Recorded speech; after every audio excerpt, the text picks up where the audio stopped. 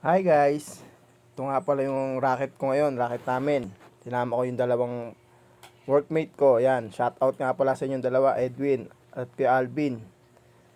Ito nga pala kaya ako binibideo tong gawa namin dahil gusto makita nung boss namin na gagawa namin na bahay, na gusto makita yung gawa namin na naglaran yung trabaho namin, na hindi kami nagpapapetiks-petiks lang.